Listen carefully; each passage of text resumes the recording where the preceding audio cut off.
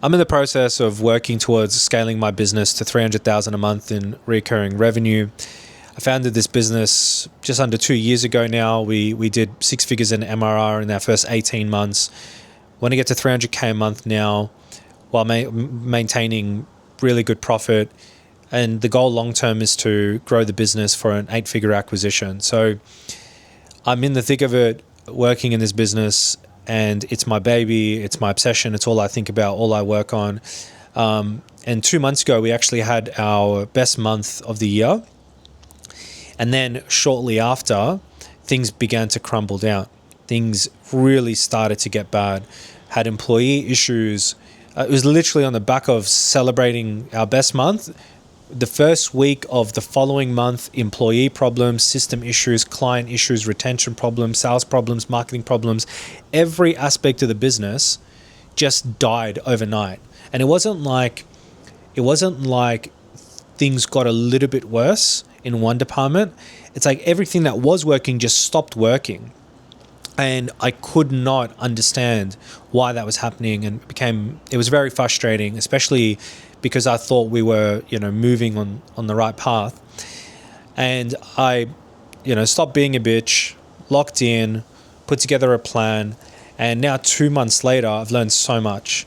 I have so many learning lessons that I've actually written down, and I want to share in this video in hopes that I can help someone out there. I essentially have recorded this with the mindset that if I had just watched this 2 months ago, would it have benefited me? So that's essentially my plan for this video. So for those who don't know who I am, my name is Leo. I'm 30 years old, entrepreneur from Australia. Last 6 months I've actually been traveling. I went to work in Malaysia, Vietnam, Bali, Japan, back to Melbourne. Now I'm currently in Queensland and Early Beach. So I'm living this mobile remote working lifestyle. But what I do is I go and I set up in every single city, my wife and I, and I'll set up there for around 1 or 2 months and work normal hours, 10 to 12 hours a day. But then at the same time, go and explore in the weekends after work. And so just look how beautiful, honestly, Early Beach in Australia. I had no idea, just as a side note, how amazing Australia really is. Just the views and the places that it has, it's incredible. But anyways, that's besides the point.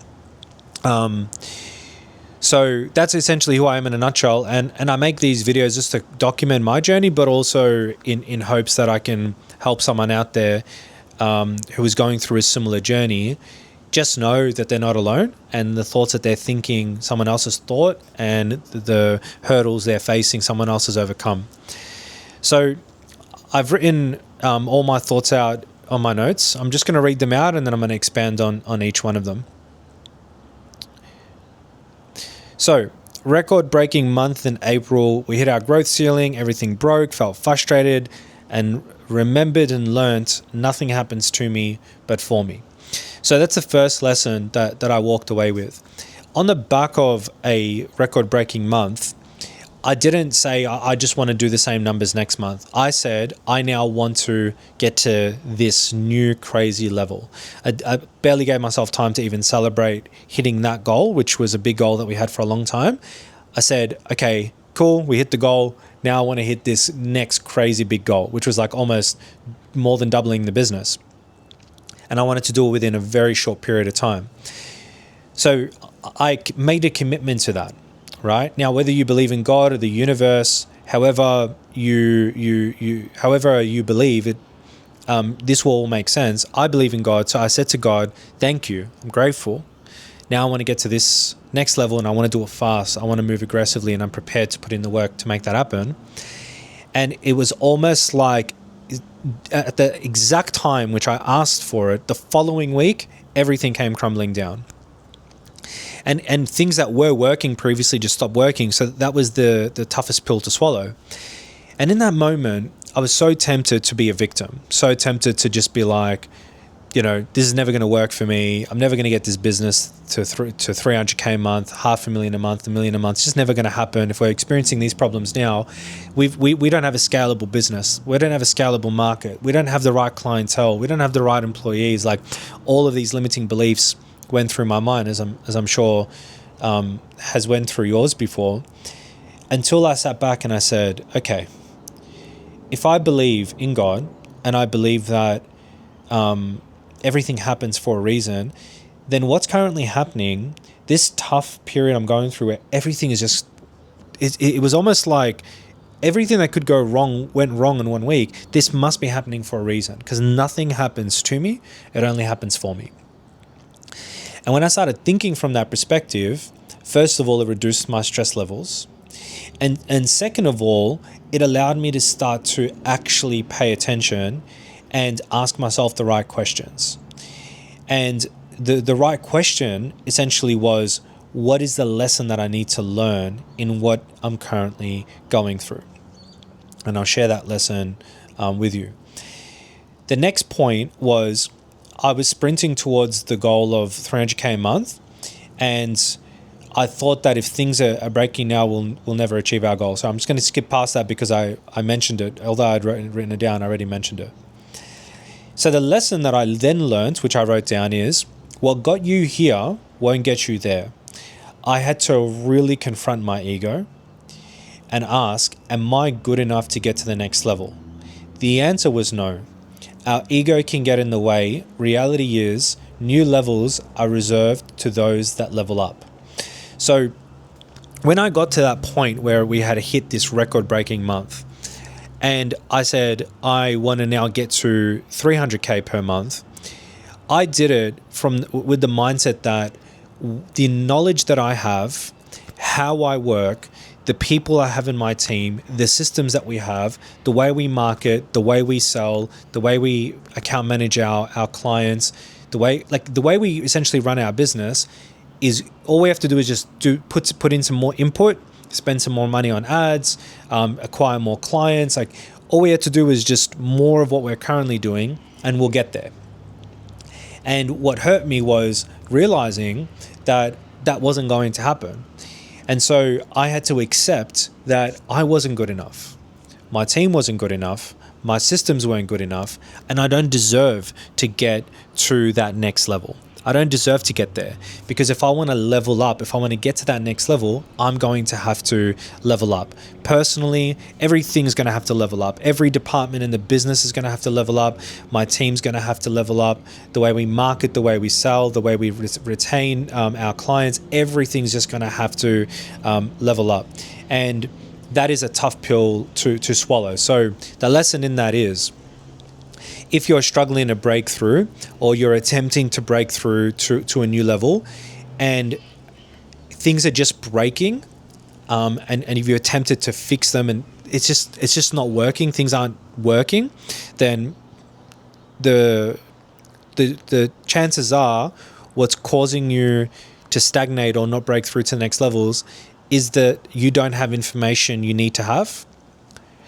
Your team isn't good enough. Either you need to let certain people go, you need to hire new people, or the culture and standard in your company needs to be risen and is not good enough. The systems that you currently have aren't good enough. The way you sell and you market isn't good enough. You just have to accept that in order to get to that next level, you're going to have to really take things to the next level. And it's a tough pill to swallow, because we'd love to just be able to keep operating as we are, and hope we'll get there. But every time we want to level up and get to that next level, we have to go through this like painful identity shift and working through our limiting beliefs and making our team uncomfortable and making tough decisions and having tough conversations. But that's just what's required. So far, 2 lessons. Nothing happens to me, but things happen for me. And then what got you here won't get you there. Confront your ego, accept the fact that you're just not good enough. And in order for you to rise to new levels, you yourself are going to have to level up.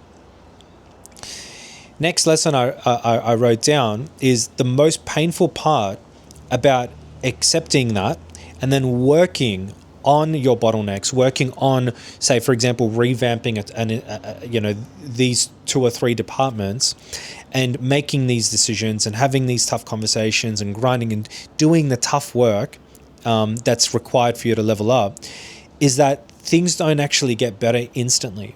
Like once you decide to start, okay, you realize, all right, now I have to level up, and you start working on improving systems. You start having conversations with certain staff members. You start raising the standard in your team. Things don't get better instantly. Things tend to actually get worse. An example I can give you. I went into one of our departments, and one of my longest employed people in this department was one of the most important people in the department. In fact, other people, he had around 5 people in the team, and he was the 5th person, and they all looked to him essentially as the standard in every aspect, right? Standard in terms of energy, attitude, work, output, everything. And he had been with me for quite some time, so there was an emotional attachment to having this person in the team. And when I came in and I entered back into this department, which I had essentially let go for like 3 to 6 months, and I was like, okay, this thing's broke here, I need to go and fix this. I started coming in and really raising the standard. And when that happened, I identified that everyone else was rising to the standard that I was after, except this individual. Maybe because he's been with me for quite some time.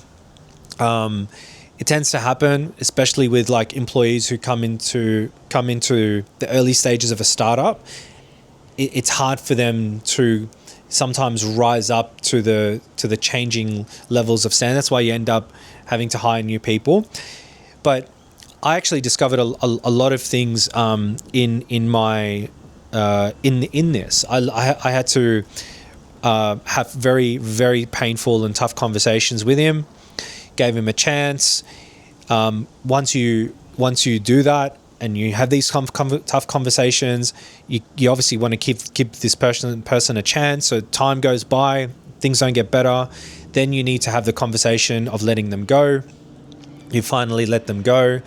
And then things don't get better instantly either, because now you're down a staff member, and either other people then have to increase their output, or you need to go through the process of hiring someone else. So the whole idea there is the most painful part is when you start locking in and doing all the necessary work, things don't get better instantly. So you're doing this work, things are almost getting worse, and you're having to convince yourself that no, what I'm actually working on is correct. So it takes an enormous amount of faith, and I find that to be so difficult. You still have issues, employee problems, clients are upset, sales and marketing problems. What it actually required of me was a new level of learning to just deal with the discomfort in my stomach, and you feel that in the pit of your stomach when you've blocked out Slack and you're not responding to emails and you're not answering phone calls, and you're working on what it is that you have to work on, like the primary bottleneck in your business. It required me to significantly raise the standard that I had, or the ability for me to withstand that discomfort, working on the main bottleneck when things were burning down around me. And so much so that I had to literally get a piece of paper, write down, let it burn, and I put it on my computer in front of me just to remind myself every day that I have to overcome the painful discomfort and temptation to go in and fix problems and put fires out while I work on the main thing that is going to really make the biggest difference for me in the long term. I can give you a quick example on this. At the end of quarter 3 last year, so around September, at the end of September in 2025, I made the decision that I was going to remove myself from selling. So I do all my high ticket online sales, and I made the decision I was going to remove myself from that. I was going to then hire closers, and I was going to fill their calendars with sales calls, and I was essentially going to build a sales system in my business that could sell without me needing to have to take sales calls. And in the process of doing that, because it required so much more energy, because I had to continue to sell whilst recruiting, whilst interviewing, whilst training, whilst rotating and going through closes to find the right people, whilst then taking everything that I knew about selling and putting that down into a script. It's just the long, painful process. while that was all happening, my retention was really suffering. So I had a bunch of clients that we had under on retainers, and they were just dropping off like flies. And I said to myself, I'm like, you know what?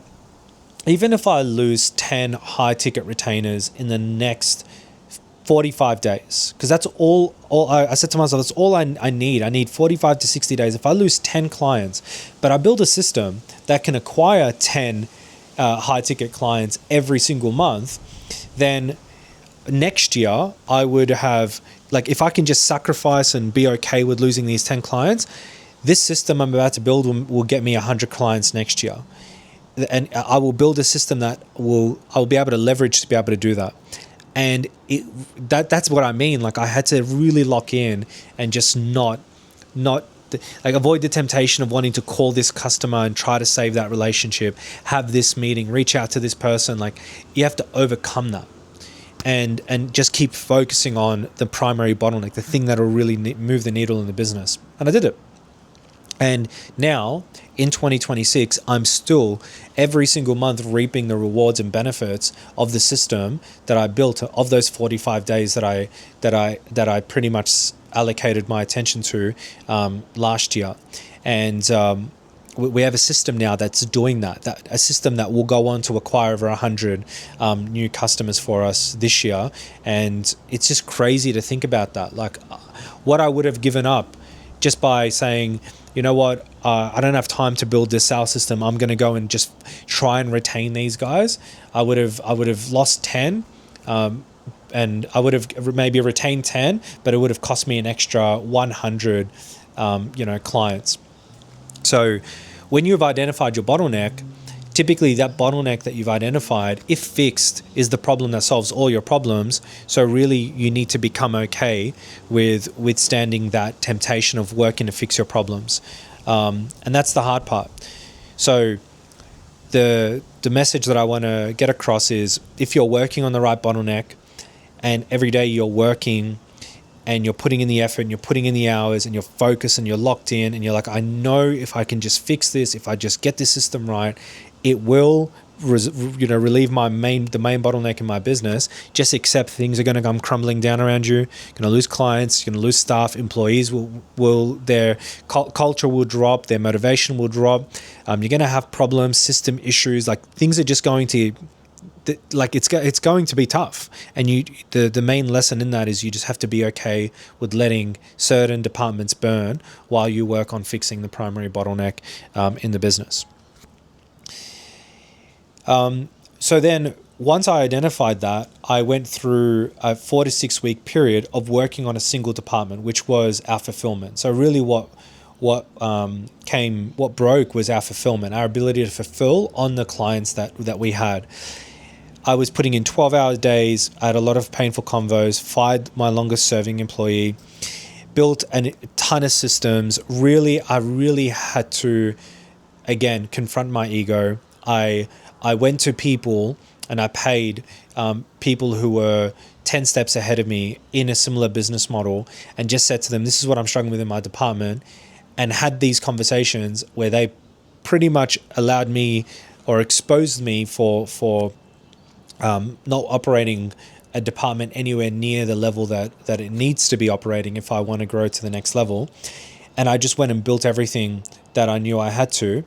And the result was a game-changing month in June. Not only did we fix all of these problems fulfillment-wise, but we also 2 to 3x our growth ceiling. Like, I was able to get more than 2 to 3 times efficiency from my team.